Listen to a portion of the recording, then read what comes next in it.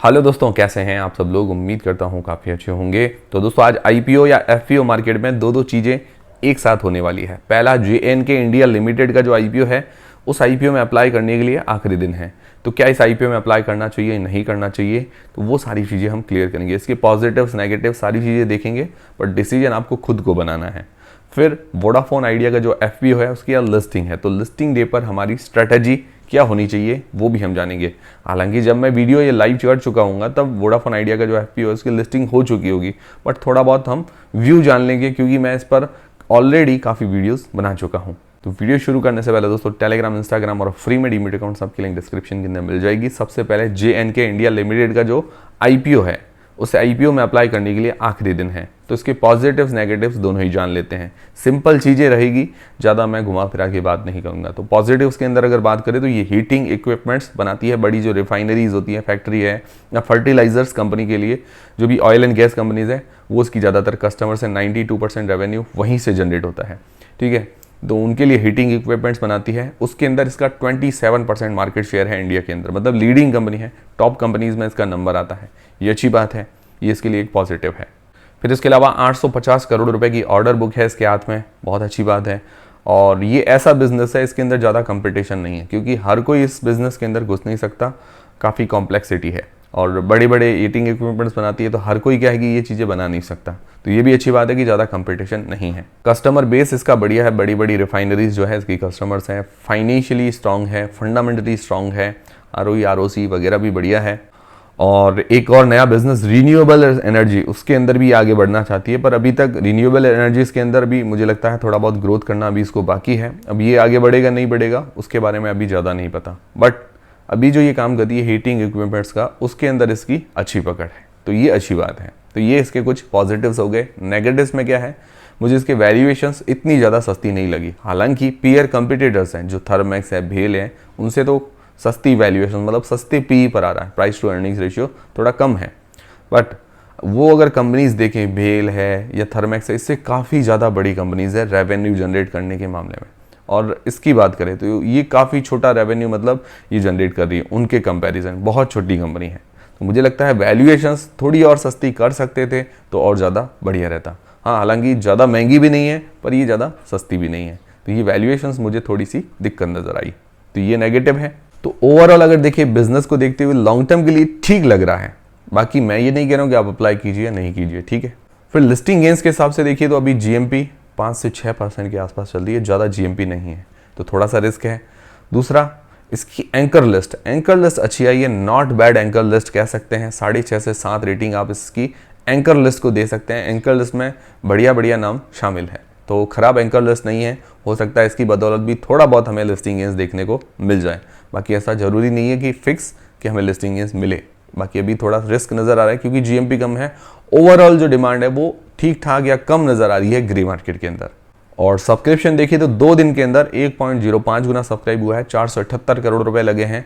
QIB portion को छोड़कर सारे पोर्शन फुल्ली सब्सक्राइब हो चुके हैं। QIB का सब्सक्रिप्शन आज तीसरे दिन आएगा, ठीक है। और देखिए जो लोग ज़्यादा रिस्क नहीं लेना चाहते, बहुत सेफ्टी के साथ जाना चाहते हैं कि भाई, तो QIB का आप सब्सक्रिप्शन देख लीजिए। 1:30-2 बजे के आसपास QIB कैसा सब्सक्राइब करते हैं। हालांकि या तो मैं टेलीग्राम चैनल वगैरह पर अपडेट कर दूंगा, नहीं कर पाऊँ तो आप देख सकते हैं, गूगल वगैरह पर सर्च करेंगे तो आपको सब्सक्रिप्शन का स्टेटस मिल जाएगा। तो QIB अगर 1:30-2 बजे के आसपास अच्छा सब्सक्राइब करते हैं, क्योंकि सब्सक्रिप्शन के डेटा उनके 1:30-2 बजे के बाद ही आते हैं, तो अगर QIB ज़्यादा इंटरेस्ट लेते हैं तो मुझे लगता है थोड़ा बहुत लिस्टिंग गेंस मिलने की संभावनाएं हो सकती है। बाकी ओवरऑल अभी ग्रे मार्केट के अंदर डिमांड कम है। लॉन्ग टर्म के लिए मैंने आपको बता दिया। अब आप लोग क्या करेंगे, क्या इस IPO में अप्लाई करेंगे या नहीं करेंगे, और करेंगे तो लॉन्ग टर्म के लिए करेंगे या लिस्टिंग गेंस के लिए, मुझे कमेंट करके ज़रूर बताइएगा।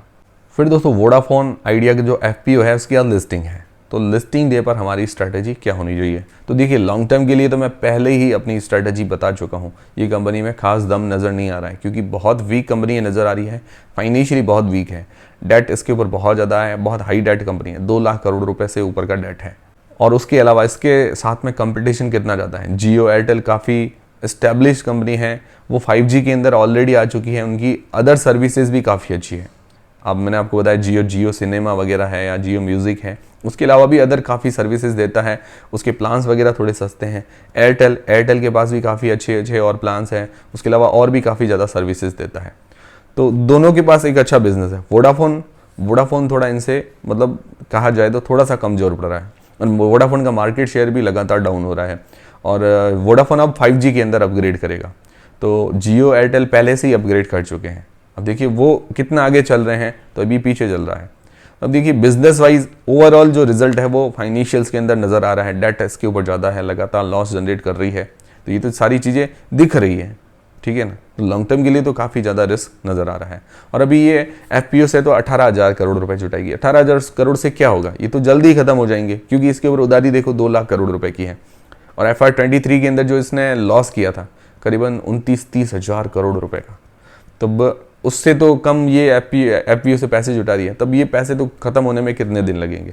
हाँ, अगर ये पैसे भी मान लो बाद में काम नहीं आए तो और ज़्यादा रिस्क हो सकती है, क्योंकि अगर मान लो जिस पर्पज़ से ये पैसा लगा रही है या 5G अपग्रेडेशन वगैरह करेगी, उससे इसका कस्टमर बेस नहीं बढ़ा वगैरह, कुछ भी हुआ आने वाले टाइम में इफेक्ट नहीं दिखा, तो ये पैसे भी जल्दी खत्म हो जाएंगे, और ज़्यादा इफेक्ट दिखा, फिर और ज़्यादा पैसों की ज़रूरत पड़ेगी। तो लॉन्ग टर्म के लिए ओवरऑल रिस्क नज़र आ रहा है। बाकी मेरी तरफ से कोई होल्ड करने सेल करने का कोई भी डिसीजन नहीं है। बाकी हाँ, अगर आप इमोशनली जुड़े हुए हो वोडाफोन आइडिया के साथ, तो वो अलग चीज़ है कि भाई मेरा इमोशनली नाता है, मैं भले इसके हालात कैसे हो, मैं तो फ्यूचर में इससे उम्मीद लगाऊंगा ये और सुधरेगा, तो वो अलग चीज़ है।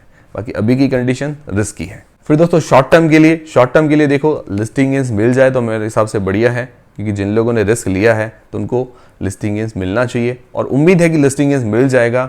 11 रुपये से नीचे लिस्टिंग नहीं होनी चाहिए, और मुझे उम्मीद है कि जिस हिसाब से इसकी एंकर लिस्ट आई है तो 2-3 महीने तक 11 रुपये से नीचे नहीं जाना चाहिए, मुझे पर्सनली ऐसा लग रहा है।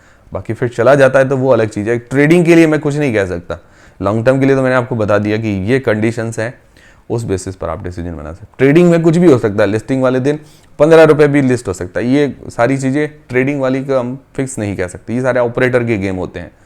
बट हाँ, लॉन्ग टर्म में मैंने सारी चीज़ें आपकी क्लियर कर दी। अब आप लोग क्या करेंगे, इसको होल्ड करेंगे, सेल करेंगे, आपको क्या लगता है इसके अंदर लिस्टिंग मिलेगा नहीं मिलेगा, मुझे कमेंट करके बता दीजिएगा। तो उम्मीद करता हूँ हमारा वीडियो और हमारी जानकारी काफ़ी हेल्पफुल रही होगी, आपके लिए हेल्पफुल रही है तो वीडियो को एक लाइक जरूर करें, चैनल को सब्सक्राइब कर लें। मिलते हैं दोस्तों अगले वीडियो के अंदर।